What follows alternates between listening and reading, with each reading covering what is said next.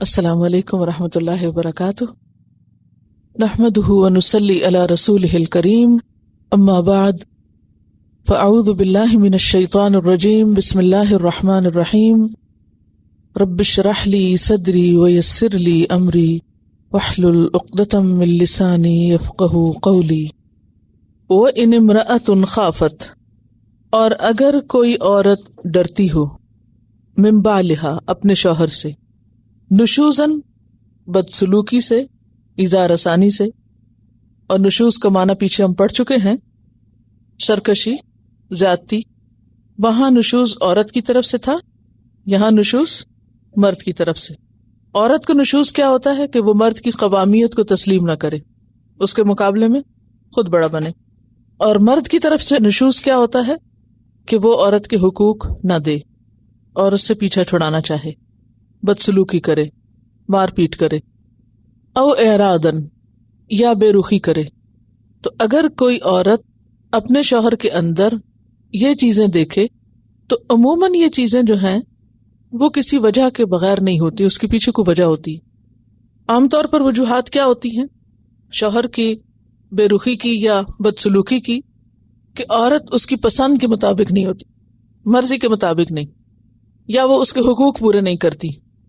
حقوق پورے نہ کرنے میں جیسے جسمانی تعلق قائم نہ کرنا، اس کا انکار ہے، یا عورت دائم المریض ہے، مستقل بیمار ہے، یا بہت بوڑھی ہو گئی ہے، یا یہ ہے کہ ویسے ہی مزاج نہیں ملتا تو شوہر طلاق دینا چاہتا ہے۔ تو ایسی صورت میں عورت سے یہ کہا جا رہا ہے کہ پھر دو طریقے ہیں، ایک یہ کہ اپنے کچھ حقوق کی کمی پر راضی ہو جائے اور طلاق نہ لے، اور دوسرا یہ کہ پھر طلاق لے لے۔ طلاق لینے کا آپشن اگلی آیت میں ہے، لیکن یہاں پر کیا کہا جا رہا ہے؟ فلا جناح علیہما، تو ان دونوں پر کوئی گناہ نہیں، ان یصلحا بینہما صلحا، کہ وہ آپس میں صلح کر لیں، تعلقات کی اصلاح کر لیں۔ اور صلح ہمیشہ حقوق کی کمی بیشی پر ہوتی ہے، کبھی بھی صلح یا تعلقات کی درستگی حقوق کے حاصل کرنے پر یا حاصل کرنے کی بنیاد پر نہیں ہوتی، بلکہ اس کے برعکس کچھ نہ کچھ چھوڑنا پڑتا ہے۔ اور دونوں میں اختلاف کی بنیادی وجہ حرص ہوتی ہے، ہر فریق اپنا حق چاہتا ہے، اپنا مطالبہ پورا کرنا چاہتا ہے، اپنی مرضی کروانا چاہتا ہے، اور اس طرح وہ دوسرے کو اذیت دیتا ہے۔ تو یہاں پر کیا کہا جا رہا ہے کہ ایسی صورت میں پھر عورت کیا کرے؟ یا تو کچھ حقوق خود معاف کر دے، چھوڑ دے، یا پھر شوہر کو چھوڑ دے۔ اور اگر وہ سمجھتی ہے کہ نہیں، شوہر کو نہیں چھوڑنا یا گھر نہیں چھوڑنا، تو پھر کچھ حقوق سے دستبردار ہو جائے، تب نباہ ہو سکتا ہے، تب گزارا ہو سکتا ہے۔ اور اگر عورت خود حقوق معاف کرے تو پھر شوہر پر گناہ نہیں ہوگا۔ فلا جناح علیہما ان یصلحا بینہما صلحا، تو ایسی صورت میں دونوں کو کیا کرنا چاہیے؟ حقوق کی کمی بیشی پر باہم سمجھوتا۔ یہاں یصلحا کا معنی کیا ہے؟ باہم سمجھوتا، میوچل انڈرسٹینڈنگ کے ساتھ۔ والصلح خیر، اور صلح بہتر ہے۔ لیکن صلح عام طور پر کرنا مشکل ہوتی ہے، کیونکہ کوئی بھی فریق اپنا حق نہیں چھوڑنا چاہتا، اپنے حقوق سے دستبرداری نہیں چاہتا، اور جب تک دونوں میں سے کوئی ایک اپنا حق نہ چھوڑے صلح نہیں ہو سکتی۔ اور اس کی وجہ بتا دی گئی کہ ایسا کیوں ہوتا ہے۔ وہ احضرت الانفس الشح، کیونکہ دلوں میں تنگی رکھ دی گئی ہے، شح رکھ دی گئی۔ شح کیا چیز ہے؟ شح بخل کے ساتھ حرص، جب دو چیزیں شامل ہو جائیں تو شح کہلاتی۔ بخل کیا ہوتا ہے؟ جہاں دینا لازم ہے، جس کا حق دینا ضروری ہے، وہاں حق نہ دیا جائے، یہ تو بخل۔ اور حرص کیا ہے؟ کہ خود تو حق نہ دیں لیکن دوسرے سے حق وصول کرنے کی طلب رکھیں۔ حریص شخص کون ہوتا ہے؟ جو مزید کی طلب کرے۔ تو اب آپ دیکھیے کہ ایک طرف وہ اپنا حق نہیں دے رہا اور دوسری طرف دوسرے سے مزید بھی مانگ رہا ہے، یعنی خود تو دینے کو تیار نہیں لیکن دوسرے سے ساری ڈیمانڈ ہے۔ تو یہاں پر فرمایا وہ احضرت الانفس الشح، دلوں میں تنگی ہوتی ہے، دلوں میں بخل ہوتا ہے، دلوں میں حرص ہوتی ہے، جس کی وجہ سے پھر ایک دوسرے کے حقوق ادا نہیں کیے جاتے، یعنی خود غرضی کی وجہ سے اور دلوں کی تنگی کی وجہ سے صلح نفس پہ بھاری ہوتی ہے، لیکن اس کے باوجود صلح ہی بہتر ہوتی ہے۔ وَإِن تُحْسِنُوا، اور اگر تم احسان کرو، اور احسان کیا ہوتا ہے؟ حق سے بڑھ کر دینا۔ ویسے تو عدل کیا ہے؟ جو آپ کو دے رہا ہے آپ اس کو بھی دیں، جو آپ کو دے رہا ہے آپ اس کو دیں، جتنا کوئی آپ کے ساتھ کرے اتنا آپ بھی کریں۔ لیکن احسان کیا ہوتا ہے کہ دوسرے نے اگر کم بھی کیا ہے تو آپ زیادہ کریں۔ فرمایا وَإِن تُحْسِنُوا، اگر تم احسان کرو، یعنی دوسرا نہیں بھی کر رہا تو بھی کیا تم کرو، وَتَتَّقُوا، اور خدا سے ڈرو۔ احسان میں کیا آئے گا؟ نیکی کرنا، حق دینا، اور تتقوا، خدا کے ڈر سے زیادتی وغیرہ چھوڑ دینا۔ فَإِنَّ اللَّهَ، تو بے شک اللہ تعالی، کانا ہے، بما، ساتھ اس کے جو، تعملون، تم عمل کرتے، خبیرہ، خوب خبر رکھنے والا۔ تمہارے سارے اعمال کی اللہ پاک کو خوب خبر ہے، وہ سب جانتا ہے، اچھی طرح باخبر ہے۔ تو اس آیت سے کیا پتہ چلتا ہے کہ گھریلو نظام میں اگر کسی قسم کا کوئی خلل آ جائے، شوہر اور بیوی کے درمیان انبن ہو جائے، کھچاؤ ہو جائے، شوہر بیوی کی طرف سے بے رخی اختیار کرے، بد دل ہو اور اس سے جان چھڑانا چاہتا ہو، تو ایسی صورت میں اب بیوی کے لیے کیا ہے کہ وہ کچھ حقوق کی کمی پر راضی ہو جائے، مثلا مہر میں کچھ حق کم کر دے، یا نان نفقے میں کچھ حصہ چھوڑ دے۔ مثلا نکاح کے موقع پر اس نے وعدہ کیا تھا کہ وہ اتنا مہر دے گا یا ہر مہینے اتنا خرچہ دے گا۔ بعض اوقات ایسا بھی ہوتا ہے نا کہ لوگ باقاعدہ لکھواتے ہیں کہ اتنا جیب خرچ ہوگا، یا اتنا یکمش دیا جائے گا، اتنا اب دیا جائے گا، اتنا بعد میں دیا جائے گا، اتنا 1 سال میں اور اتنا 10 سال میں، یہ تمام شرائط ہوتی ہیں۔ تو ایسی شرائط میں کیا ہے کہ اگر شوہر کچھ دے چکا ہے اور باقی ابھی کوئی 10 سال بعد دینا تھا، اور اتنے میں حالات یوں خراب ہو گئے کہ بالکل خاتمے پہ نوبت آ گئی، تو ایسی صورت میں کیا ہے کہ بیوی کہے کہ اچھا وہ جو تم نے 10 سال بعد دینا تھا میں اسے معاف کرتی ہوں، لیکن تم مجھے گھر سے نہ نکالو۔ یا پھر یہ ہے کہ اگر اس نے مہینے کا کچھ خرچہ باندھا تھا تو وہ اس میں کچھ کمی کر دے۔ اور اس میں آپ دیکھیے کہ بیوی کو جو بھی حقوق ملتے ہیں وہ دراصل اس کے فرائض کی ادائیگی کے عوض میں ہوتے ہیں، ٹھیک ہے نا؟ کیا مطلب ہے کہ بیوی کے کچھ حقوق ہے، جیسے قرآن پاک میں تھا نا وَلَهُنَّ مِثْلُ الَّذِي عَلَيْهِنَّ بِالْمَعْرُوفِ، کچھ بیوی کے حقوق ہیں، کچھ شوہر کے حقوق ہیں، اور یہ دونوں ایک دوسرے کے حقوق ادا کریں تو بات بنتی ہے۔ بیوی کا فرض بنتا ہے کہ وہ اپنی طرف سے جو فرائض ہیں پورے کرے، اس کے عوض یا معاوضے یا بدلے میں شوہر کا کیا فرض بنتا ہے کہ وہ اپنی طرف سے فرض ادا کرے۔ اب بعض اوقات یہ ہوتا ہے کہ بیوی اپنی جسمانی صحت کی وجہ سے یا کسی بھی وجہ سے وہ اپنے فرائض پورے نہیں کر سکتی، تو ایسی صورت میں وہ پھر کیا کرے؟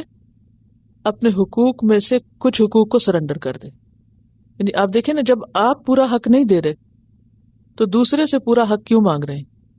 یعنی بظاہر آیت کو دیکھے تو یوں لگتا ہے شاید عورت کے ساتھ زیادتی ہو رہی، ایسا نہیں ہے۔ دونوں فریقوں کو سامنے رکھیے، کچھ حقوق عورتوں کے ہیں اور کچھ مردوں کے ہیں۔ جب عورت مرد کے حقوق ادا نہ کر سکے، ادا نہ کرنے کے قابل رہے، تو ایسی صورت میں پھر مرد کیا کرے؟ کیا حرام کام کرے، غلط کام کرے؟ ہو سکتا ہے وہ دوسری شادی کرنا چاہے۔ اگر وہ دوسری شادی کرنا چاہتا ہے تو پہلی بیوی کا کیا ہو؟ 2 صورتیں ہو سکتی ہیں، ایک تو یہ ہے کہ وہ اس کو طلاق دے دے، دوسرا یہ کہ وہ طلاق نہ لے اور اسی گھر میں رہے لیکن اتنے حقوق ڈیمانڈ نہ کرے جتنے دوسری بیوی کے ہیں۔ کیوں نہ کرے ڈیمانڈ اتنے؟ کیونکہ وہ اتنے فرائض بھی ادا نہیں کر رہی۔ تو اس صورت میں یہاں پر حل یہ بتایا جا رہا ہے کہ دونوں طرف کہیں نہ کہیں کچھ نہ کچھ حقوق میں کمی ہوگی، تبھی صلح ہو سکتی ہے۔ اور عام طور پر ایسا ہوتا ہے کہ صلح کے وقت دل نہیں کھلتے، ایک دوسرے کو معاف نہیں کیا جاتا۔ ہر شخص کی، دونوں فریقوں میں سے ہر ایک کی نظر کس پہ ہوتی ہے؟ میرا حق، میرے ساتھ یہ زیادتی ہوئی یا میرے ساتھ یہ کمی ہو رہی ہے۔ ایسی صورت میں انسان پھر اپنے حق سے دستبردار نہیں ہونا چاہتا، نیچے نہیں اترنا چاہتا، چھوڑنا نہیں چاہتا اس کو، تو مسئلہ بھی حل نہیں ہوتا۔ تو صلح عموماً کہیں نہ کہیں کمی اٹھا کر یا نقصان اٹھا کر ہی ہوتی ہے، یا حقیقی نقصان نہ بھی ہو رہا تو انسان کو اگر بظاہر یہ لگے کہ اس کو نقصان ہو رہا ہے تو بھی اس کو قبول کر کے صلح کر لینی چاہیے. اور اس کی سب سے بڑی مثال کون سی صلح ہے آپ صلی اللہ علیہ وسلم کی؟ صلح حدیبیہ. صلح حدیبیہ میں کیا ہوا تھا؟ دیکھنے میں شکست لگ رہی تھی، دیکھنے میں بہت بڑا نقصان لگ رہا تھا. صحابہ کرام بالکل اس پر خوش نہیں تھے، راضی نہیں تھے، بہت افسردہ تھے، غمگین تھے. اور وہ ایسا سخت امتحان کا وقت تھا کہ بڑے بڑے صحابہ سے کچھ نہ کچھ ایسا تبصرہ ہو گیا کہ جس کی توقع نہ تھی. یعنی اتنے غم زدہ تھے صحابہ کہ اس صلح میں ہماری ذلت اور رسوائی ہے. لیکن اس کا انجام کیا ہوا؟ اس کے بعد جتنی تیزی سے اسلام پھیلا اور جتنی تیزی کے ساتھ کامیابی ہوئی اس سے پہلے نہیں ہوئی تھی. جنگ بند ہو گئی اور اسلام کی تبلیغ کا موقع زیادہ ہوا، باہر کے اور دشمنوں سے نبٹنے کا موقع مل گیا، اور بے شمار فائدے ہوئے جو انشاءاللہ وقت آنے پر آپ صلح حدیبیہ کو پڑھیں گے تو دیکھیں گے. لیکن وقتی طور پر آپ صلی اللہ علیہ وسلم نے کیا کیا؟ ان کی ساری شرائط مان لی. وہ جو کہتے تھے ہم یہ نہیں کریں گے، کہتے ٹھیک ہے. اس دفعہ تم عمرہ نہیں کر سکتے، اچھا ٹھیک ہے واپس جاتے ہیں. اب آپ خود سوچیں، مکہ کے قریب پہنچ کر ان کو واپس کیا جا رہا ہے، عمرہ نہیں کر سکتے، تو آپ صلی اللہ علیہ وسلم مان جاتے. اچھا اگلے سال آؤ گے اور صرف 3 دن رہ کے مکہ چھوڑ دو گے، چلے ٹھیک ہے یہ بھی مان لیا. پھر اس کے بعد یہ کہ 10 سال جنگ نہیں ہوگی، چلے یہ بھی مان لیا. یعنی ایک سے ایک شرط ایسی تھی. اچھا ہاں، تمہاری طرف سے اگر کوئی شخص مدینہ سے مکہ ہجرت کر کے آیا تو واپس نہیں جائے گا، لیکن ہماری طرف سے کوئی گیا تو تم اس کو رکھو گے نہیں. یعنی بالکل انصاف پر مبنی شرائط نہیں تھی، لیکن آپ صلی اللہ علیہ وسلم نے ساری مان لی. اپنے حقوق کی کمی پر سب مان لیا. لیکن کچھ ہی عرصہ گزرا تھا کہ وہ ساری شرائط خود مسلمانوں کے حق میں پڑی اور فائدہ ہوا. وہ کہہ رہی ہیں کہ دیکھا جائے تو شادی بھی صلح حدیبیہ ہی ہوتی ہے کہ اگر ایک فریق اپنے حقوق سرنڈر کرے تو ہی الٹیمیٹلی کامیابی ہو سکتی ہے. اور اگر دونوں اس پر رہے کہ دوسرا میرا حق نہیں دے رہا تو مجھے بھی پرواہ نہیں، تو گھر نہیں بن سکتا، زندگی نہیں گزر سکتی. حالانکہ بظاہر بعض اوقات دونوں میں سے کوئی ایک یا دونوں بھی غلط ہو سکتے ہیں، لیکن والصلح خیر، صلح ہی بہتر ہے. لیکن صلح مشکل ہے کیونکہ احضرت الانفس الشح، دلوں میں تنگی ہے، دلوں میں دینے کی بجائے لینے کا جذبہ زیادہ ہے. حرص ہے اپنے حق پروٹیکٹ کرنے کی، اپنی بات منوانے کی، اور دوسرے کے حق نہ ادا کرنے کی. بخل اور حرص دونوں آ جاتی ہے نا اس میں. شح شین ہے. تو عموماً صلح کے راستے میں رکاوٹ کیا چیز بنتی ہے؟ نفس کا شح، نفس کی تنگی، دل کا بخل. بخل کیا ہوتا ہے؟ پیچھے آپ کو ڈیفینیشن لکھوا چکی ہوں. جہاں خرچ کرنا چاہیے، جہاں حق دینا چاہیے، وہاں انسان حق نہ دے. یعنی شوہر کا حق بیوی نہ دے، بیوی کا حق شوہر نہ دے. اور دوسری طرف بخل سے فرق کہاں ہے شوہر میں؟ حرص. بیوی اپنے حقوق پہ حریص ہو اور شوہر اپنے حقوق پہ حریص ہو. تو یہ چیز جب آ جاتی ہے کہ انسان دینا نہیں چاہتا، صرف لینا چاہتا ہے، تو اس صورت میں پھر صلح نہیں ہو سکتی. حالانکہ خاندانی جھگڑوں میں صلح ہی بہتر ہے.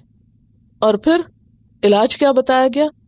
وَإِن تُحْسِنُوا وَتَتَّقُوا، اگر تم احسان کرو اور تقوی اختیار کرو. احسان کیسے؟ یعنی عورتوں کے ساتھ زندگی بسر کرنے میں، یعنی دینے والے بنو. اور تتقوا، اللہ سے ڈرو. اور تقوی میں کیا ہوتا ہے؟ اللہ سے ڈر کر، دیکھیے تقوی کی ڈیفینیشن بتائی نا جو پہلے بھی بتا چکی ہوں. اللہ سے ڈر کے اس کے احکام کی اطاعت کرنا اور اس کے ناراضگی کے کاموں سے بچنا. یعنی احسان کرو ایک طرف، اور دوسری طرف خدا سے ڈرتے ہوئے جو اللہ کے حکم ہے تم مانتے جاؤ. بعض اوقات دیکھیں نا، ایک کو بندہ کہتا ہے کہ تم یہ کرو تو وہ کہتا ہے کہ دوسرا بھی تو نہیں کرتا، میں کیوں کروں. یہی ہوتا ہے نا. تو تقویٰ کیا ہوگا کہ تم تو کرو، ابھی دوسرے کو چھوڑو، تم تو کرو. اچھا جب کوئی ایک دوسرے پہ زیادتی کر رہا ہوتا ہے، ایک کو منع کیا جائے کہ تم دوسرے کو نہ ستاؤ، تو وہ کہتا ہے وہ بھی تو مجھے ستاتا ہے. تو ایسی صورت میں ٹھیک ہے، بدلے کی حد تک تو کافی، مگر زیادتی کوئی بھی نہیں کر سکتا. تو زیادتی کب ہوتی ہے؟ یا زیادتی عموماً کس کی طرف سے ہوتی ہے؟ جس کا پلہ بھاری ہو. تو ایسی صورت میں صرف اصلاح احسان اور تقوی کے ساتھ ہو سکتی ہے. خدا کا ڈر ہو تو انسان ظلم سے بچ سکتا ہے، ورنہ بچ نہیں سکتا. فَإِنَّ اللَّهَ كَانَ بِمَا تَعْمَلُونَ خَبِيرًا، بعض اوقات انسان دوسرے کے ساتھ احسان کرتا رہتا ہے، دوسرے کی طرف سے کوئی جواب نہیں ملتا، یا دوسرے کی طرف سے وہ رسپانس نہیں ہوتا، تو انسان کا دل چھوٹا ہونے لگتا ہے اور انسان سمجھتا ہے میری کوششیں رائے گاں جا رہی ہیں، بیکار جا رہی ہیں۔ تو ایسی صورت میں کیا فرمائے؟ نہیں، اللہ کو سب پتہ ہے، اللہ کو پوری خبر ہے کہ کون کتنا احسان کر رہا ہے اور کون کتنا تقوی اختیار کیے ہوئے ہے۔ اور احسان کا معاملہ اگر عبادات میں ہو تو کوئی بھی عبادت اس طرح کرنا کہ جیسے اللہ تعالیٰ دیکھ رہا ہے۔ اور بندوں کے ساتھ احسان کیا ہے؟ جو اپنے لیے چاہتے ہو کہ تمہارے ساتھ کیا جائے وہی تم دوسروں کے لیے کرو۔ یعنی حقوق العباد میں احسان کیا ہے؟ بندوں کے لیے وہ کرنا جو انسان بندوں سے اپنے لیے چاہتا ہو۔ مثلا جیسے کسی کو تحفہ دینا ہو تو کیا کرو؟ وہ دو جو تم اپنے لیے پسند کرتے ہو، نہ کہ جو تمہیں پسند نہ ہو۔ الا ان تغمضوا فیہ۔ اچھا، چھوٹی چھوٹی چیز ہے نا، مثلا عموماً گھروں میں جھگڑے لڑائیاں کن باتوں پہ شروع ہوتے ہیں؟ مثلا عورت کہتی ہے میں سو رہی ہوتی ہوں تو وہ شوہر شور کرتا ہے دروازہ زور سے، یا شوہر یہ کہہ سکتا ہے، مثلا دونوں طرف سے ہو سکتا ہے نا، شوہر یہ کہہ سکتا ہے کہ میں سو رہا ہوتا ہوں تو میری بیوی جو ہے وہ کہنے کہ پیاز لال کرنا شروع کر دیتی۔ یعنی کئی قسم کی چیزیں ہو سکتی ہیں نا گھروں میں۔ ایسی صورت میں یہاں پر کیا بتایا جا رہا ہے کہ احسان کی روش اختیار کرو۔ اور احسان کیا ہے؟ کہ تم اس جگہ اپنے آپ کو رکھ لو۔ اگر تم وہاں ہوتے تو تم کیا کرتے؟ اگر ہر شخص اس طرح سوچنا شروع کر دے تو کوئی زیادتی نہیں کرے گا کہ دوسرے کی جگہ خود کو رکھ لو۔ لیکن عموماً ہم اس وقت خود کو نہیں رکھتے، جس کی وجہ سے ہم دوسرے کی پوزیشن کو سمجھ ہی نہیں سکتے۔ دیکھیں نا، جیسے بچے ہوتے ہیں، آپ بچوں کو کہتے رہتے ہیں ماں باپ کا حق ادا کرو، ان کے ساتھ اچھا کرو، ان کو سمجھ ہی نہیں آتی کہ ماں باپ کی کیا ویلیو۔ جب خود ماں باپ بنتے ہیں تو پھر ماں باپ کی ویلیو یاد آتی۔ کیوں آتی؟ کیونکہ اب وہ خود گزر رہے ہیں اس تجربے سے۔ تو جب تک انسان اس تجربے سے گزرے نہ تو وہ جان نہیں سکتا۔ مثلا اگر کسی شخص نے خود روزہ کبھی نہیں رکھا تو وہ یہ نہیں جان سکتا کہ روزہ کیا چیز ہے، روزے میں کیا گزرتی۔ اسی طرح اگر کوئی خود بھوکا نہیں تو کسی کی بھوک کا اس کا احساس نہیں ہو سکتا۔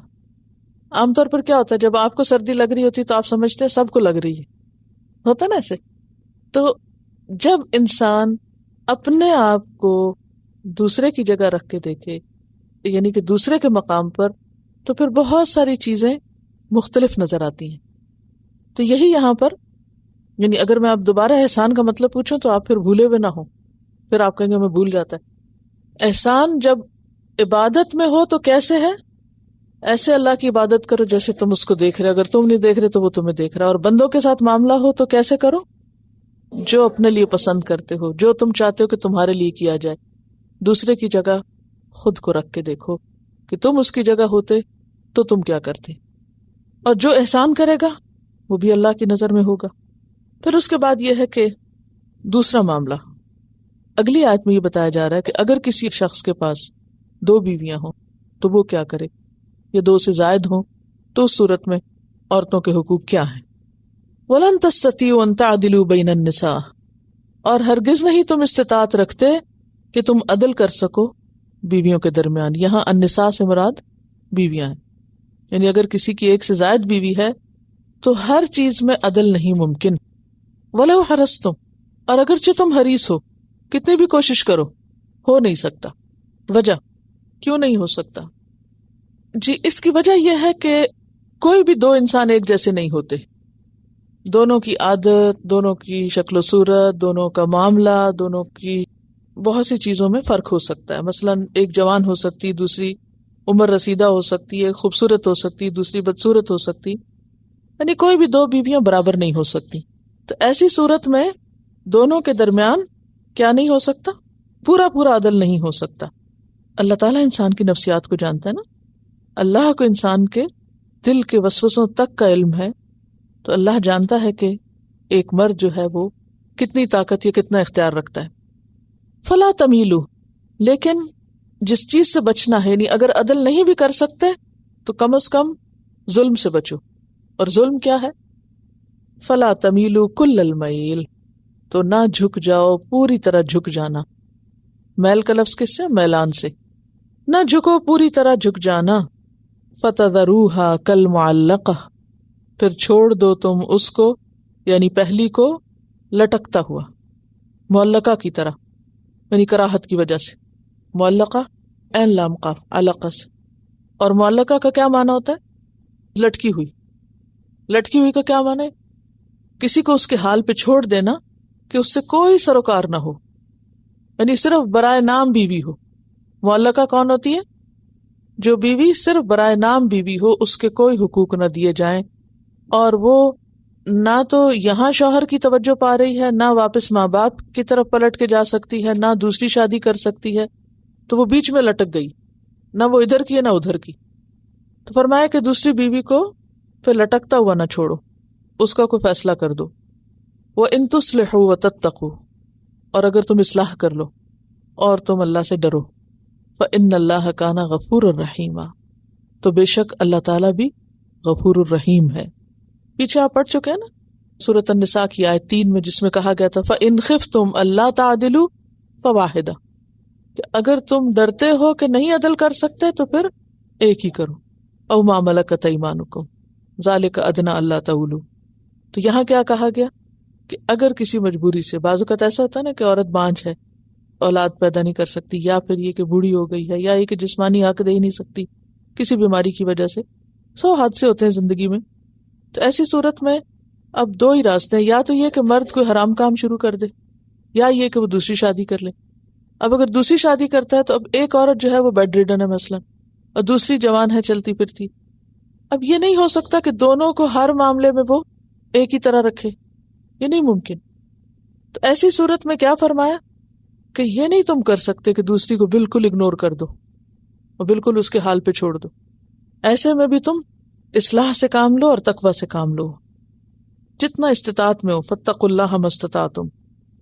اور یہ جو کہا گیا نا کہ کسی ایک طرف میلان نہ کرو، تو اس کے بارے میں حدیث میں آتا ہے، آپ صلی اللہ علیہ وسلم نے فرمایا کہ جس شخص کی 2 بیویاں ہوں اور وہ ان میں سے ایک کی طرف جھک گیا، تو قیامت کے دن وہ اس حال میں آئے گا کہ اس کا آدھا دھڑ گرا ہوا ہوگا، یعنی وہ آدھا انسان آئے گا کیونکہ اس نے دوسری بیوی کے ساتھ یہ سلوک کیا. اس سلسلے میں ہم دیکھتے ہیں کہ نبی صلی اللہ علیہ وسلم کا جو طریقہ تھا، وہ عصر کے بعد اپنی تمام بیویوں کے ہاں جایا کرتے تھے، اور جب آپ بیمار ہوئے آخری بیماری میں تو آپ نے باقی بیویوں سے اجازت لے کر حضرت عائشہ کے گھر میں قیام فرمایا، اور باقی بیویوں نے خوشی سے اس کی اجازت دے دی. تو اصلاح اسی کا نام ہے کہ آپس میں سمجھوتا کر کے، صلح کر کے، حقوق کی کمی بیشی پر میوچل انڈرسٹینڈنگ کے ساتھ معاملات کو طے کر دیا جائے، نہ کہ ایک دوسرے کے ساتھ ظلم اور زیادتی. سپریشن وقتی طور پر تو صلح کے اس میں آ سکتی ہے، مگر مستقل سپریشن نام کی کوئی چیز نہیں. وَإِن يَتَفَرَّقَا، اور اگر وہ دونوں الگ ہو جائیں، یعنی شوہر عدل نہیں کر سکتا، بیوی یہ حالات دیکھ نہیں سکتی، تو ایسی صورت میں کیا ہے؟ الگ ہو جائیں. اور اگر وہ دونوں الگ ہو جائیں، یغنی اللہ کل من سعتہ، تو غنی کر دے گا اللہ، بے نیاز کر دے گا اللہ، کلن ہر ایک کو، کس سے؟ من سعتہ، اپنی وسعت سے. اس کا کیا معنی ہے؟ یعنی اگر دونوں الگ ہو جاتے ہیں تو دونوں کو اللہ کوئی بہتر ساتھی دے دے گا، دونوں کی ضرورت بہتر طور پر پوری ہو جائے گی. تو اس سے کیا پتہ چلتا ہے کہ شادی کے جو مقاصد ہیں شادی کے بعد پورے ہونے چاہیے. اور وہ مقاصد کیا ہیں؟ سورۃ الروم کی آیت 21 میں آتا ہے، یاد ہے وہ آیت؟ وَمِنْ آيَاتِهِ أَنْ خَلَقَ لَكُم مِّنْ أَنفُسِكُمْ أَزْوَاجًا لِتَسْكُنُوا إِلَيْهَا وَجَعَلَ بَيْنَكُم مَّوَدَّةً وَرَحْمَةً. اس کی نشانیوں میں سے ہے کہ اس نے تمہارے لیے تمہارے نفسوں میں جوڑے پیدا کیے تاکہ تم ان میں سکون پاؤ، اور اس نے تمہارے درمیان مودت اور رحمت رکھ دی. یعنی شوہر اور بیوی کا رشتہ جو ہے وہ باہم محبت کا رشتہ ہونا چاہیے، رحمت کا رشتہ ہونا چاہیے. یعنی ایک طرف محبت اور دوسری طرف رحمت. اور اگر مودت میں کوئی کمی آ جائے کسی وجہ سے تو رحمت تو ہر صورت میں ہونی چاہیے. ایک دوسرے کے لیے کائنڈ اینڈ کیئرنگ ہونے چاہیے، ایک دوسرے کی ضروریات کا خیال رکھنے والے ہونے چاہیے، ایک دوسرے کا دکھ درد جاننے والے ہونے چاہیے. رحمت کا کیا مطلب ہے؟ رحیم کس کو کہتے ہیں؟ مہربان. ترجمہ نہیں پڑھا بسم اللہ الرحمن الرحیم، بہت مہربان، بار بار رحم کرنے والا. تو رحمت کا کیا مطلب ہے کہ ایک دوسرے کے لیے مہربان، ایک دوسرے کا خیال رکھنے والے، کیئرنگ. اب اگر انسان شادی کر لے اور نہ ایک دوسرے میں کوئی محبت ہو، اور نہ ہی ایک دوسرے کی کوئی کیئر ہو، اور نہ ہی ایک دوسرے کے ساتھ کوئی شفقت ہو، نہ لحاظ ہو، نہ پرواہ ہو، تو پھر یہ شادی کس قسم کی شادی؟ اس شادی سے شادی کے مقاصد پورے نہیں ہوتے. اور اس میں آپ دیکھیں مودت اور رحمت دو چیزیں بتائی گئی نا. تو مودت محبت یا لو کو کہتے ہیں. تو محبت ایسی چیز ہے جس میں اپس اینڈ ڈاؤنز ہوتے رہتے ہیں. شادی کے شروع میں ایکسائٹمنٹ اور طرح کی ہوگی، پھر آہستہ آہستہ وہ مودت کا پہلو جو ہے وہ شاید کمزور پڑ جائے، پھر کبھی اوپر ہو کبھی نیچے ہو، کمی بیشی اس میں ہوتی رہتی. یعنی محبت ایسی چیز نہیں ہے کہ جو ایک جگہ سٹل ہو جائے گی. ایک دفعہ اگر آپ کسی سے محبت کر رہے ہیں تو وہ بس وہیں رہ جائے گی، وہ اس میں اونچ نیچ نہیں ہوگی. تو محبت میں اونچ نیچ ہو سکتی ہے. پھر یہ کہ محبت اپنے بس کی بات بھی نہیں ہوتی. لیکن جو رحمت ہے وہ انسان کی کوشش سے ہوتی ہے. انسان اپنے دل میں دوسرے کے لیے ایک مقام رکھے. یعنی رحمت کا جو تصور ہے اسلام میں، وہ صرف شوہر بیوی کے درمیان نہیں ہے، بلکہ کس کس کے ساتھ رحمت برتنے کے لیے کہا گیا؟ وَتَوَاصَوْا بِالْمَرْحَمَةِ، آتا ہے نا جنت میں جانے والوں کی صفات میں سے کہ وہ ایک دوسرے پر رحم کرنے والے ہوں گے. تو رحم تو انسان بیوی تو کیا، تمام رشتہ دار، اور رشتہ دار تو کیا غیروں کے ساتھ بھی کرے گا، غیر تو کیا جانوروں کے ساتھ بھی کرے گا، کسی بھی انسان کے ساتھ کرے گا. یعنی رحم کیا ہے دراصل؟ رحم کسی پہ کب کیا جاتا ہے، کب آتا ہے رحم؟ جب کوئی تکلیف میں ہوتا ہے، جب کوئی دکھی ہوتا ہے، کوئی بیمار ہوتا ہے، کوئی بھوکا ہوتا ہے، کوئی تڑپ رہا ہوتا ہے. تو اب آپ دیکھیں کہ وہ انسان کیا انسان ہوگا کہ جس کے پاس کوئی سر درد سے کراہ رہا ہو اور اس کو اثر ہی نہ ہو، کوئی بخار میں تڑپ رہا ہو اور اس کو پرواہ ہی نہ ہو. دو اجنبی لوگ بھی اگر کہیں ہوں، مثلاً آپ کہیں سفر کر رہے ہیں، پلین میں بیٹھے ہوئے ہیں، آپ ساتھ والے شخص کو نہیں جانتے، آپ دیکھتے ہیں کہ تھوڑی دیر کے بعد اس کے اندر کوئی تکلیف کے آثار ہیں، تو آپ کیا کرتے ہیں؟ بھلے ہو میرا کیا لگتا ہے یہ کہ میں اس کی تکلیف پوچھوں، کریں گے ایسے آپ؟ اور اگر کوئی ایسا کرے تو وہ انسان نہیں ہے. وہ کہتے ہیں نا درد دل کے واسطے پیدا کیا انسان کو. تو یہ تو عام انسانوں کے ساتھ معاملہ ہے کہ درد دل کے واسطے پیدا کیا کہ ہر انسان دوسرے کے لیے درد رکھتا ہو، اس کے دل میں دوسرے کے لیے تکلیف ہو، کہ دوسرے کو تکلیف ہے، وہ دوسرے کی تکلیف کو محسوس کرنے والا ہو، پہچاننے والا ہو. اور اگر عام انسانوں، حتیٰ کہ جانوروں، نبی صلی اللہ علیہ وسلم کا اگر جانوروں کے ساتھ آپ سلوک پڑھیں کہ ایک اونٹ جو تھا وہ بلبلاتا ہوا آپ کے پاس آیا تو آپ نے کہا کہاں اس کا مالک، اس نے اس کو مارا ہے اور اس کو تکلیف دی ہے. پھر اسی طرح وہ بلی جو مسجد نبوی میں تھی، پھر اسی طرح پرندے، یعنی ہر طرح کے جانور تھا کہ چیونٹیاں، تمام جانوروں کے ساتھ شفقت کا حکم دیا. تو جس دین میں جانوروں کے ساتھ رحم اور شفقت کا حکم ہے، اس دین میں بیوی اور شوہر ایک دوسرے کے لیے رحیم اور شفیق نہ ہو تو وہ رشتہ کیا رشتہ ہوگا؟ وہ تو پھر صرف برائے نام رشتہ ہے نا. تو یہاں پر الگ ہونے کی بات کیوں کی گئی؟ اس لیے کہ دونوں کے درمیان کوئی تعلق ہی نہیں، وہ معلقہ ہے بیوی، یا دوسری کے حقوق بالکل پامال کر دیے شوہر نے. تو ایسی صورت میں اگر عورت صرف جلتی اور کڑتی رہتی ہے، یا عورت محض ایک لٹکی ہوئی چیز ہے جس کے کوئی حقوق نہیں، یا وہ ایسے ہے جیسے اس کا کوئی شوہر ہو ہی نہ، اور شوہر کی ساری توجہ دوسری بیوی کی طرف ہو، تو اس صورت میں کیا حکم دیا گیا کہ پھر الگ ہو جائیں، کیونکہ اس میں دوسرے انسان کے حقوق مستقل طور پر پامال ہو رہے ہیں.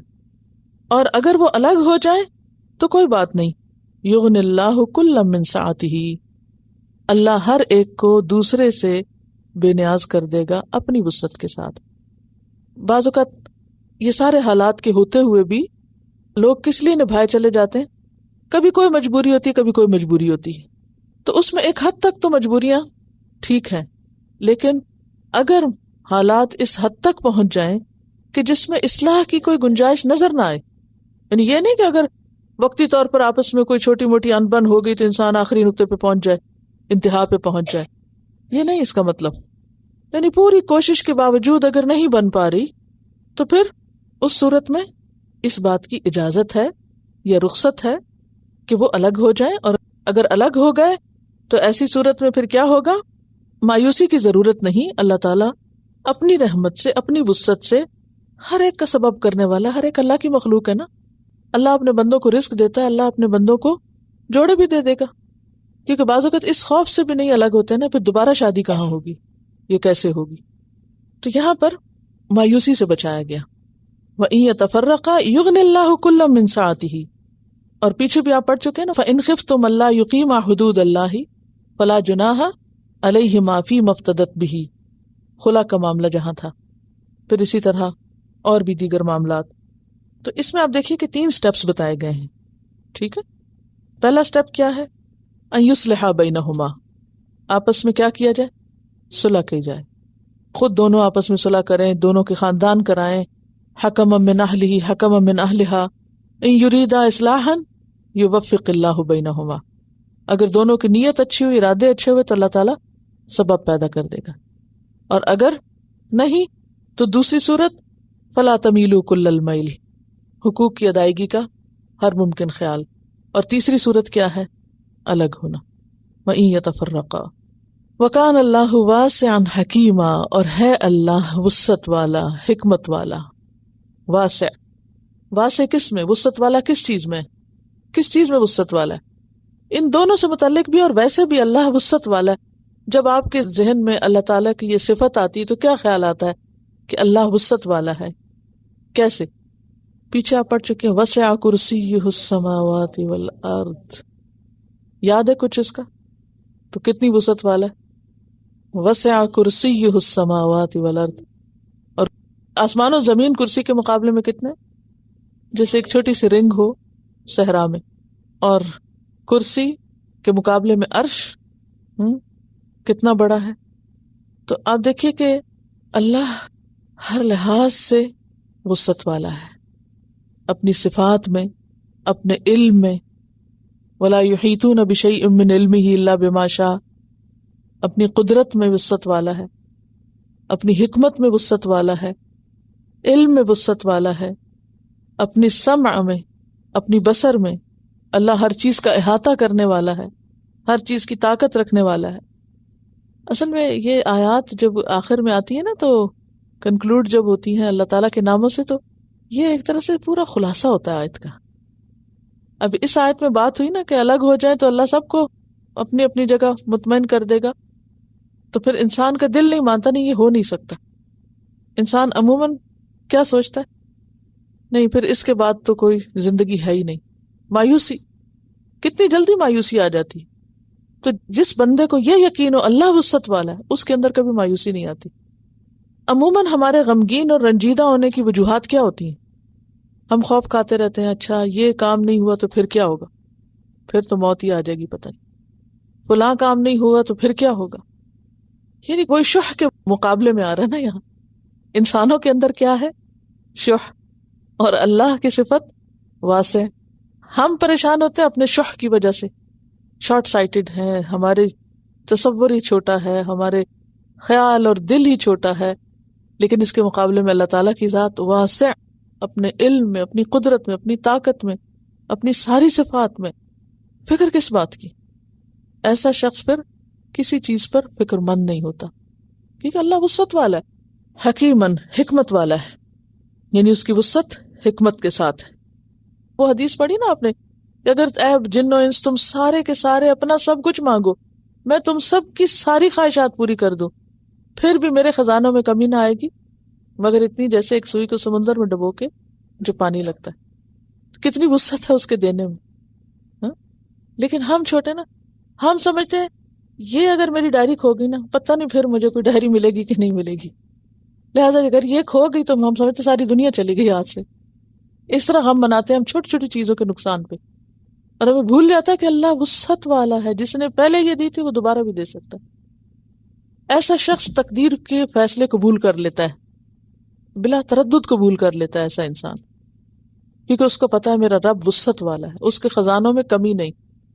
ہاں وہ کس کو کتنا کب دیتا ہے اس کی ایک حکمت ہے کہ کس کو میں نے کتنا دینا ہے اور کب دینا ہے.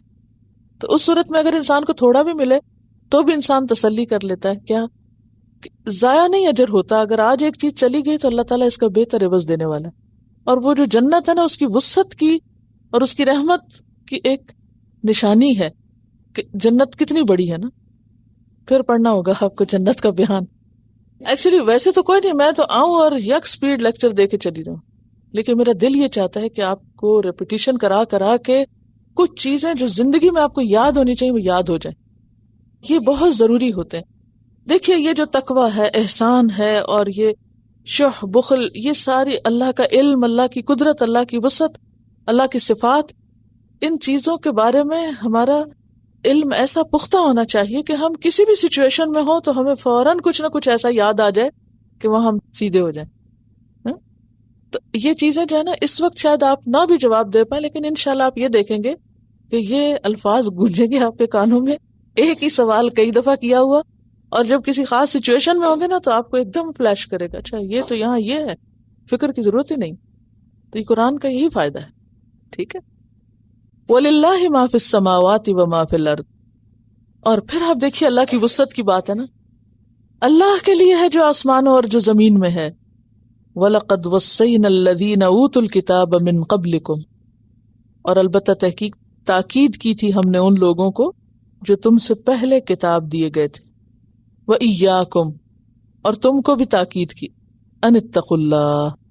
آپ دیکھیے کتنی دفعہ تقوی کا حکم آ رہا ہے نا، کہ اللہ کا تقوی اختیار کرو، کیونکہ اللہ کے ڈر کے بغیر کیا نہیں ہو سکتا، کوئی کام سیدھا نہیں ہو سکتا.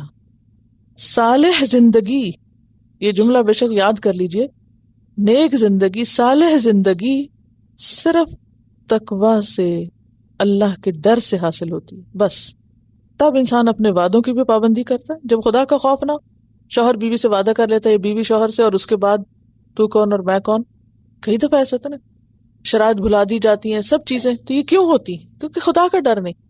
اگر خدا کا ڈر ہو تو پھر ہمیں کیا ہوگا کہ ہمیں جواب دینا ہوگا. میں نے کال دیا ہوا ہے، میں نے زبان دی ہوئی ہے، میں اس سے پھر نہیں سکتا. لیکن جب اللہ کا ڈر نہیں ہوتا تو پھر انسان جس کے ساتھ جو چاہتا ہے کرتا ہے. وَإِن تَكْفُرُوا. اور اگر تم کفر کرو گے، یعنی نہیں مانو گے اللہ کی بات، نہیں تقوی اختیار کرو گے، نہیں احسان کرو گے، فَإِنَّ لِلَّهِ. تو بے شک اللہ کے لیے ہے، مَا فِي السَّمَاوَاتِ وَمَا فِي الْأَرْضِ. جو بھی آسمانوں میں ہے اور جو زمین میں ہے. وَكَانَ اللَّهُ غَنِيًّا حَمِيدًا. اور ہے اللہ بے نیاز تعریف والا. اللہ کو کسی کے عمل کی، کسی کی اصلاح کی، کسی کے کام کی کوئی پرواہ نہیں، وہ اس سے بے نیاز ہے. قرآن پاک میں آتا ہے نا سورۃ الذاریات آیت 57 اور 58، ما ارید منہم من رزق. میں ان سے کوئی رزق نہیں مانگتا. وما ارید ان یطعمونی. اور نہ میں یہ چاہتا ہوں کہ یہ مجھے کھلائیں. ان اللہ هو الرزاق ذو القوۃ المتین. اور پھر اللہ اس بات سے بھی بے نیاز ہے کہ ہم اس کی بات ضرور مانیں. نہیں مانیں گے تو معلوم نہیں اس کی خدائی میں کوئی کمی ہو جائے گی. فرمایا نہیں، وَإِن تَتَوَلَّوْا يَسْتَبْدِلْ قَوْمًا غَيْرَكُمْ. تم منہ موڑتے ہو تو موڑ جاؤ، اللہ تمہاری جگہ اور لوگ لے آئے گا. وَلَا يَكُونُوا أَمْثَالَكُمْ. اور وہ تم جیسے نہ ہوں گے ناشکرے. صحیح مسلم کی ایک روایت ہے، نبی صلی اللہ علیہ وسلم نے فرمایا، اللہ تعالیٰ فرماتا ہے، اے میرے بندو، اگر تمہارے اگلے پچھلے انسان اور جن سب کے سب سے زیادہ متقی آدمی کے دل کی طرح ہو جائیں تو اس سے میری سلطنت میں کچھ اضافہ نہ ہوگا. اور اگر تمہارے اگلے پچھلے انسان اور جن سب کے سب سے فاجر آدمی کی طرح ہو جائیں تو اس سے میری سلطنت میں کچھ بھی کمی نہ ہوگی. اے میرے بندو، اگر تمہارے اگلے اور پچھلے جن اور انس سب کے سب ایک میدان میں کھڑے ہو کر مجھ سے مانگے اور میں ہر ایک کو اس کی مطلوبہ چیز دے دوں تو جو کچھ میرے پاس ہے اس میں کوئی کمی نہ آئے گی مگر اتنی جتنی سوئی کو سمندر میں ڈبونے سے آتی. تو اللہ بے نیاز ہے.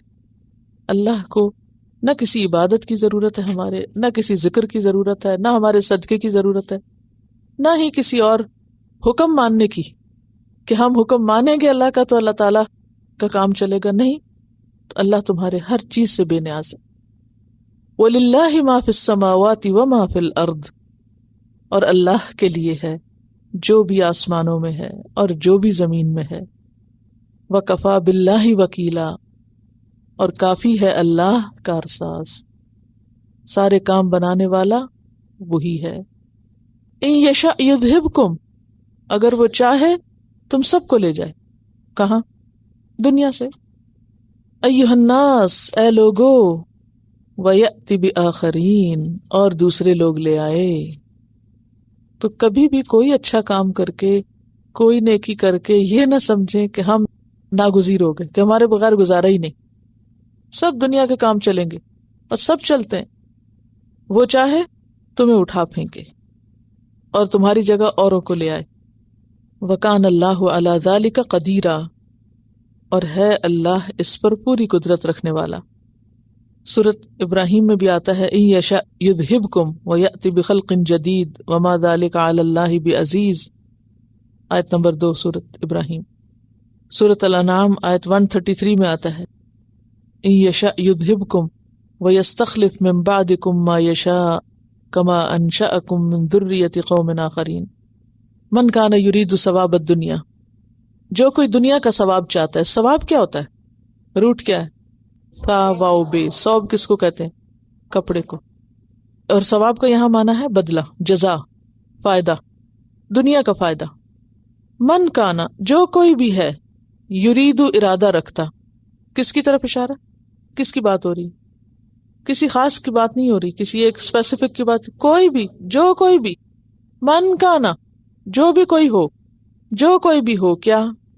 یرید چاہتا، کیا چاہتا؟ ثواب الدنیا، دنیا کا ثواب، دنیا کا فائدہ، دنیا کا بدلہ، دنیا کی جزا، دنیا کی رونق۔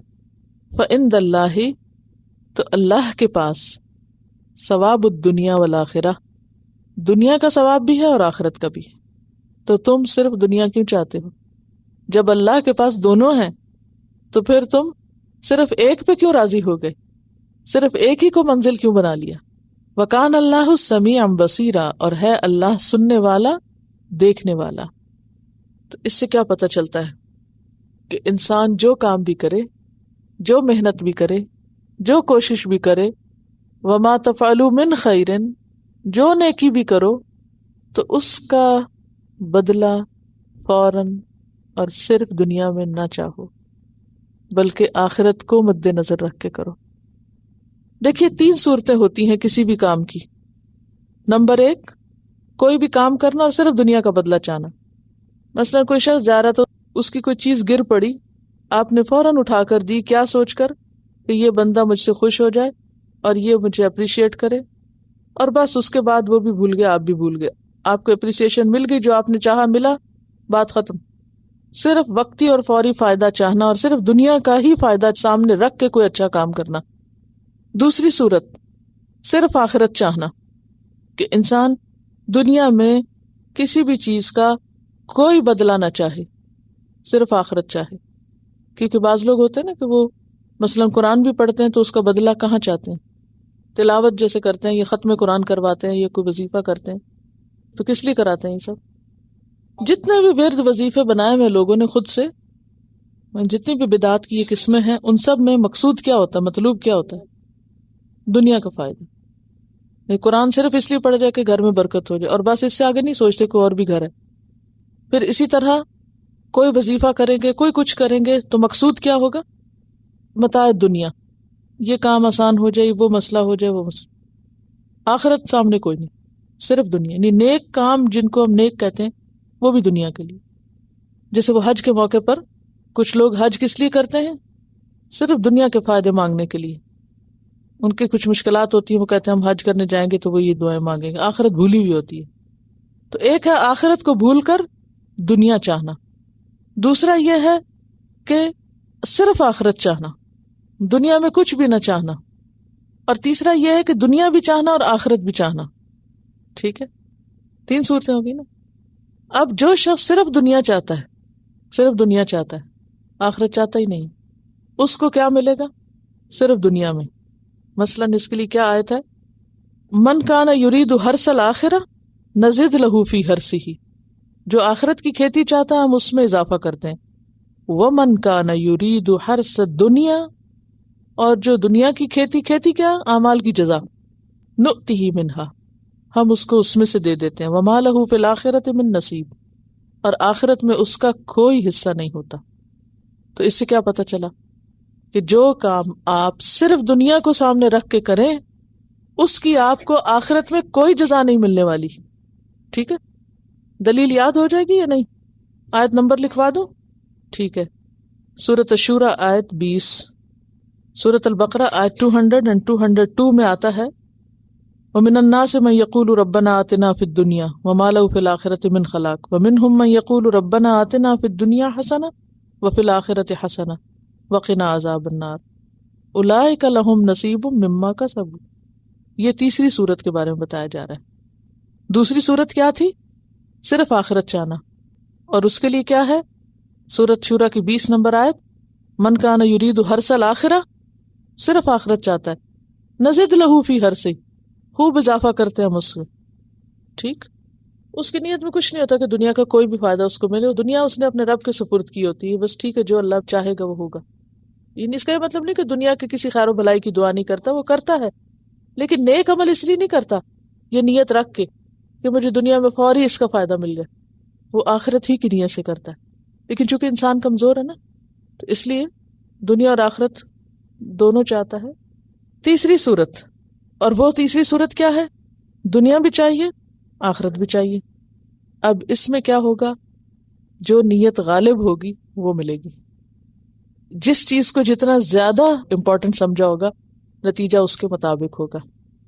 اگر کسی نے آخرت کو پرائرٹی رکھ کر کام کیا ہوگا تو وہ اس کے مطابق، کیونکہ آپ دنیا میں اس وقت، آخرت آخر میں، آخرت تک پہنچنے سے پہلے آپ دنیا کے بہت سے مرحلے طے کرتے ہیں نا، تو وہ دنیا میں بھی راستے میں کئی چیزیں آتی چلی جاتی ہیں لیکن آپ کی نظر وہیں آخرت پہ لگی ہوئی ہے. تو اس کا یہ مطلب نہیں کہ اللہ تعالیٰ دنیا میں آپ کو محروم کر دے گا، وہ دنیا میں بھی دے گا لیکن آپ چاہتے ہیں آخرت ہی. ٹھیک ہے. دوسرا یہ ہے کہ کبھی نظر وہاں ہے کبھی یہاں ہے. اچھا، اب کیا ہے؟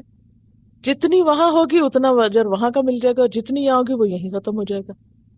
کیونکہ اس آیت کے آخر میں کیا تھا؟ اولئک لہم نصیب مما کسبوا، ان کے لیے حصہ ہے جس کی انہوں نے کمائی کی، جو وہ چاہتے ہیں اس کے مطابق ان کو ملے گا. سورۃ بنی اسرائیل میں آتا ہے من کان یرید العاجلہ، جو کوئی جلدی چاہتا ہے، عجلنا لہ فیہا ما نشاء، ہم اس کو اس میں جتنا چاہتے ہیں جلدی کر دیتے ہیں. لمن نرید، جس کے لیے ہم چاہتے ہیں. ٹھیک ہے. دیکھیں یہ نہیں کہا کہ دنیا کی بھلائیاں نہ مانگو، یہاں کہنے کا مطلب یہ ہے کہ جو شخص اپنے نیک اعمال کا بدلہ دنیا میں ہی چاہتا ہے، میں نے یہ کام کر لیا، مجھے اس کا یہ اور یہ فائدہ یہاں ہونا چاہیے. ٹھیک ہے. دعا تو آپ دیکھیے نبی صلی اللہ علیہ وسلم کی جو دعائیں ہیں ان میں آپ صلی اللہ علیہ وسلم نے صحت بھی مانگی، عافیت بھی مانگی، بہت سی بھلائیاں مانگی ہیں جن میں دنیا کی بھلائیاں بھی آخرت کی. وہ اللہ کی جناب سے ہم مانگتے ہیں، اپنے اعمال کے صلے کے طور پر نہیں چاہ رہے ہوتے، وہ الگ چیز ہے. یہاں کہنے کا مطلب کیا ہے کہ جو آخرت چاہتا ہے، جو دنیا چاہتا ہے، اپنے اعمال کی جزا کہاں چاہتا ہے، یہ مراد ہے. ٹھیک ہے. آپ کو اپنے نیکی اور احسان اور تقوی کی جزا کہاں چاہیے یہ پوچھا جا رہا ہے یہاں. ٹھیک ہے. اچھا، اس کا فائدہ کیا ہوتا ہے؟ مثلاً آپ کوئی بھی نیک کام کر رہے ہیں نا تو آپ کے ذہن میں خیال آتا ہے نا کہ اچھا میں یہ کام کر رہا ہوں تو مجھے اس کے نتیجے میں، کیونکہ انسان جب دنیا کا بھی کوئی کام کرتا ہے تو وہ نتیجہ تو اس کے سامنے کوئی ہوتا ہے نا، کوئی منزل تو ہوتی ہے. تو یہاں کہا یہ جا رہا ہے کہ جب بھی کوئی نیک کام، مثلا کسی پہ احسان کر رہے ہوتا ہوں، کیا چاہتے ہو؟ یہ بندہ پلٹ کے تمہارے پہ احسان کرے؟ حضرت ابوبکر صدیق رضی اللہ تعالیٰ عنہ کی مثال ہے قرآن پاک میں، اور بہت خوبصورت مثال ہے. یہ ہے سورۃ اللیل کی آخری آیتوں میں، وَسَيُجَنَّبُهَا الْأَتْقَى، اور ان قریب بچا لیا جائے گا اس آگ سے جس کا ذکر پیچھے ہو رہا تھا نا، فَأَنذَرْتُكُمْ نَارًا تَلَظَّى لَا يَصْلَاهَا إِلَّا الْأَشْقَى الَّذِي كَذَّبَ وَتَوَلَّى، کہ اس بھڑکتی ہوئی آگ میں کون جائے گا؟ جو سب سے بدبخت ہے، جس نے جھٹلایا اور منہ موڑا. وَسَيُجَنَّبُهَا، اور ان قریب بچا لیا جائے گا اس آگ سے کون؟ الاتقى، جو سب سے زیادہ پرہیزگار ہے، تقوی والا ہے. کون ہے سب سے زیادہ پرہیزگار؟ اس کی علامت کیا ہے؟ الذی یؤتی مالہ یتزکا، جو مال دیتا ہے پاکیزگی کے لیے، اپنے گناہوں کی صفائی کے لیے نیتوں اور اپنے اندر کی خرابیوں کو دھونے کے لیے، مال کی پاکیزگی کے لیے، کسی اور غرض سے نہیں. یاد ہے نا اس آیت کے پیچھے یہ پڑھا ہی ہوگا، سنا ہوگا، حضرت ابوبکر رضی اللہ تعالیٰ عنہ بوڑھے بوڑھے اور کمزور قسم کے غلام خرید کے آزاد کیا کرتے تھے، یعنی جن کو کوئی بھی نہیں کرنا چاہتا تھا. تو ان کے والد نے کہا، ابو قحافہ نے، کہ میں تمہیں دیکھتا ہوں بیٹے کہ تم غلام آزاد کراتے ہو لیکن کمزور قسم کے لوگوں کو آزاد کرتے ہو. بہتر ہے تم صحت مند قسم کے، نوجوان قسم کے غلاموں کو آزاد کراؤ، کیونکہ جب یہ آزاد ہوں گے تو تمہارا احسان مانیں گے اور کل کسی کام آئیں گے تمہارے. جیسے عام طور پہ ماں باپ جب بچے کہیں بھی کچھ خرچ کر رہے ہیں تو ماں باپ کوئی نہ کوئی ایڈوائس دیتے ہیں نا کہ تم یہاں انویسٹ کر لو یا یہاں ایسا کر لو، تمہیں اس کا یہ فائدہ ملے گا، یہاں سے یہ پروفٹ ملے گا. تو حضرت ابوبکر کو ان کے والد ایک والد کی نصیحت کے طور پہ کیا کہتے کہ اگر غلام آزاد کرنے ہی ہیں تو تم کوئی طاقتور قسم کے غلام آزاد کرو، اس کا تمہیں کل کو فائدہ ملے گا.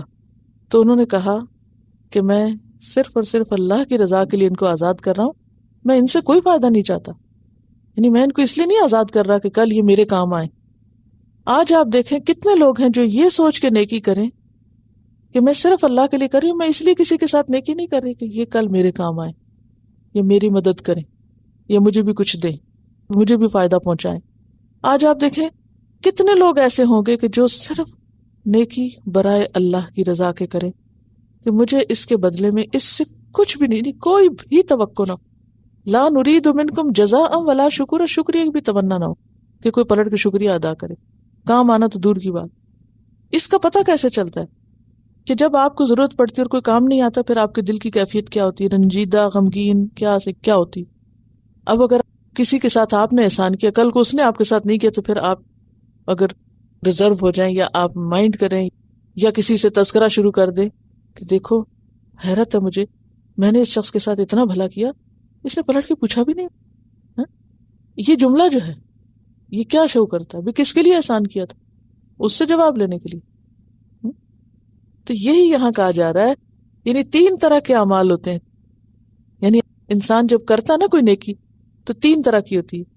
صرف دنیا کے لیے، کوئی وظیفہ کیا صرف دنیا حاصل کرنے کے لیے، صرف آخرت کے لیے، جیسے حضرت ابوبکر کا یہ عمل تھا. اور دونوں مقصود، دنیا بھی اور آخرت بھی، یہاں بھی مل جائے وہاں بھی مل جائے. اب یہاں کیا ملے گا؟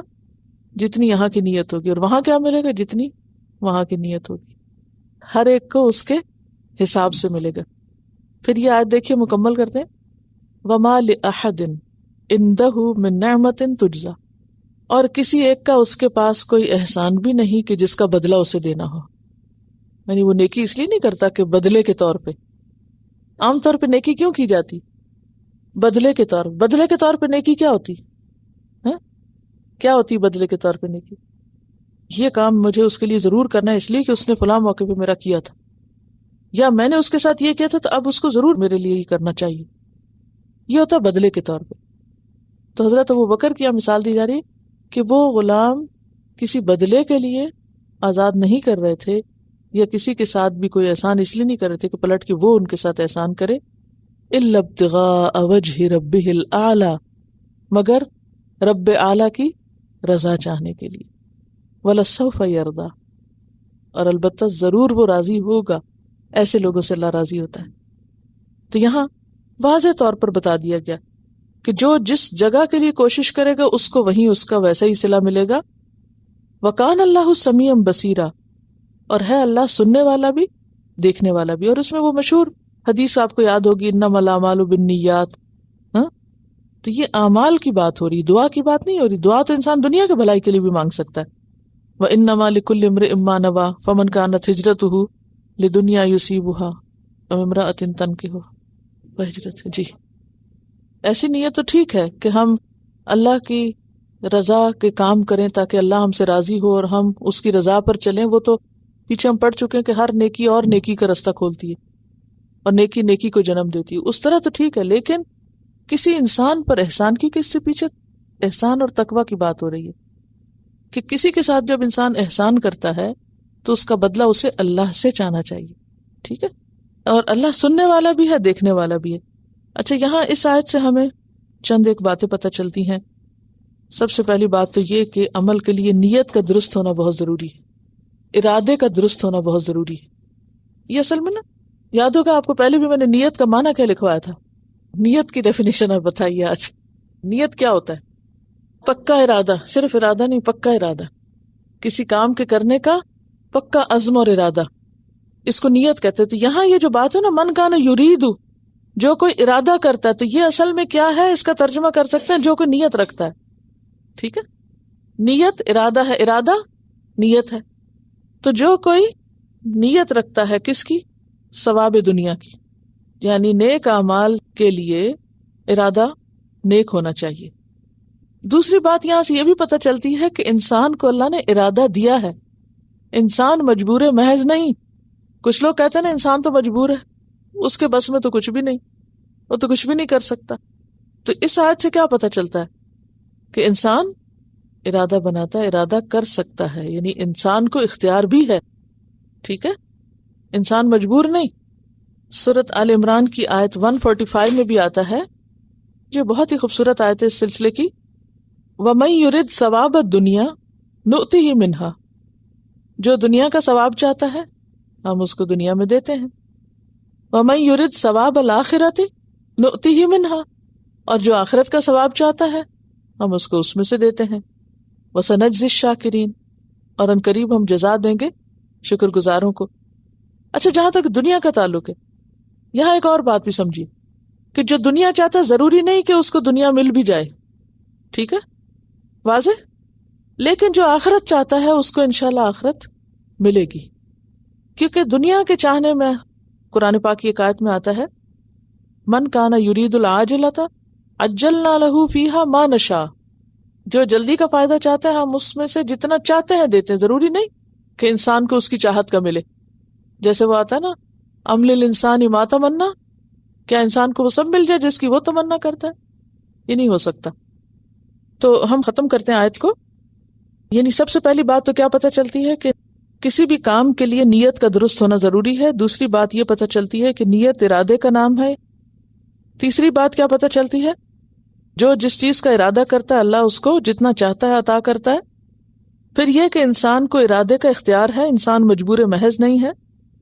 اور پھر یہ ہے کہ دنیا کی نعمتیں جو ہیں وہ محدود ہیں اور آخرت کی نعمتیں غیر محدود ہیں. وَكَانَ اللَّهُ سَمِيعًا بَصِيرًا، اور ہے اللہ سننے والا دیکھنے والا. ان دو صفات کا یہاں کیا لنک ہے کہ اللہ سننے والا ہے، دیکھنے والا ہے؟ کیونکہ کچھ باتیں ہم بول کے ارادے ظاہر کرتے ہیں اور کچھ ہمارے دلوں میں ہوتے ہیں اور کچھ ہمارے عمل سے ظاہر ہو رہے ہوتے ہیں، تو وہ سب وہ دیکھ رہا ہوتا ہے. چلیے ابھی آپ کو اللہ کی وسعت کی کوئی چیز دکھاتے ہیں انشاءاللہ. بسم اللہ الرحمن الرحیم. جو آن لائن ہیں وہ لوگ اس لنک پہ دیکھ سکتے ہیں، micro.magnet.fsu. اس وقت جو آپ امیج دیکھ رہے ہیں یہ 10 million light years away from the ملکی وے ہے. 10 million light years away from the ملکی وے. ہم نے ریسنٹلی جانا تھا کہ ایک لائٹ ایئر کتنا لمبا ہوتا ہے، اس کو 10 ملین ٹائمز اگر آپ ملٹیپلائی کر لیں تو اس کی یہ ڈسٹینس ہم اتنی دور سے امیج ہو گئی ہے. ایک لائٹ ایئر کتنا ہوتا ہے؟ لائٹ کس طرح ٹریول کرتی ہے؟ ایک سیکنڈ میں 1.87 یعنی 187,000 کلومیٹر ٹریول کر لیتی ایک سیکنڈ میں. ٹھیک ہے، اب آپ خود سوچیں کہ پھر ایک منٹ میں کتنا ٹریول کرے گی، پھر ایک گھنٹے میں کتنا کرے گی، پھر ایک مہینے میں کتنا کرے گی، اور ایک سال میں کتنا ٹریول کر لے گی. جو ایک سیکنڈ کو کیلکولیٹ اب آپ کریں. اور پھر 1 ایئر نہیں، کتنا ہے یہ؟ 10 ملین ایئر. کون سے ایئر؟ Light years. یہ اتنی دور کی جگہ ہے. جب اس کے اندر جائیں دس از 1 ملین لائٹ ایئرز اوے. یہ قریب آ گئے، یہ اب قریب آ گئے. اب اور قریب جائیں تو یہ ہے ملکی وے کے اندر 100,000 لائٹ ایئرز، 1,00,000 یعنی. پھر جب اس کے اور اندر جائیں 10,000 لائٹ ایئرز، یعنی اس کو کھول رہا ہے، اس کے اندر اندر جا رہا ہے مزید. یہ 1,000 لائٹ ایئرز پر ہے. نیکسٹ 100 لائٹ ایئرز ہے، 10 light years, 1 light year, 1 trillion kilometres, 100 billion kilometres. جو ہمارا سولر سسٹم ہے وہ بھی ملکی وے کے اندر کتنی چھوٹی چیز ہے. ایک 10 billion kilometres, 1 billion kilometre. 100 million kilometre, 10 million kilometre, 1 million kilometre, 100,000 kilometre. یہ اب کیا نظر آ رہا ہے آپ کو؟ ارتھ. یہ ارتھ کی جو تصویر ہے یہ کہاں سے نظر آ رہی ہے؟ 10,000 کلومیٹر دور سے آپ کی ارتھ یوں دکھائی دیتی. ٹھیک. 1,000 کلومیٹر سے آپ، یہ کیا ہے؟ فلوریڈا. 100 کلومیٹر اوپر سے اگر دیکھیں تو یہ نقشہ نظر آتا ہے. 10 کلومیٹر سے اب دیکھیں گھر نظر آ رہے ہیں، آبادی. 1 کلومیٹر سے پانی بھی نظر آ رہا ہے، جھیلیں بھی، سڑکیں بھی نظر آ رہی ہیں. 100 میٹر سے درخت بھی نظر آنے لگ گئے. 10 میٹر سے پتے بھی نظر آنے لگے. 1 میٹر سے پوری طرح کلیئر پکچر ہے پتے کی. اب آپ دیکھیں 10 سینٹی میٹر، اب یہ پتے کا اندر ہے. 1 centi metre, 1 millimetre, 100 micrometre, 10 micrometre, 1 micrometre, 100 nanometre, 10 nanometre, 1 nanometre, 100 picometre, 10 picometre, 1 picometre, 10 femtometre, 10 femtometre, 1 femtometre, 100 attometre, یعنی atom metre. جو وسعت آپ دیکھیے. ایک پتے کو جب ہم دیکھتے ہیں تو ہم نہیں جانتے کہ اس کے اندر کتنی دنیا پوشیدہ ہے. یہ بھی وسعت ہے نا. یعنی وسعت صرف گیلیکسیز میں نہیں ہے، وسعت اس ذرے کے اندر بھی ہے. یعنی ذرے کا دل چیرے تو وہاں بھی آپ کو وسعت نظر آئے گی. کیا کیا ڈیزائن ہے اس کے اندر جو ہماری آنکھوں سے چھپے ہوئے ہیں. وَلَا يُحِيطُونَ بِشَيْءٍ مِّنْ عِلْمِهِ إِلَّا بِمَا شَاءَ. اس تصور کو سامنے رکھ کے پھر آپ سورۃ فاتحہ آج نماز میں پڑھیں. واسع علیم. وآخر دعوانا ان الحمد للہ رب العالمین. سبحانک اللہم وبحمدک نشہد ان لا الہ الا انت نستغفرک ونتوب الیک. السلام علیکم ورحمۃ اللہ وبرکاتہ.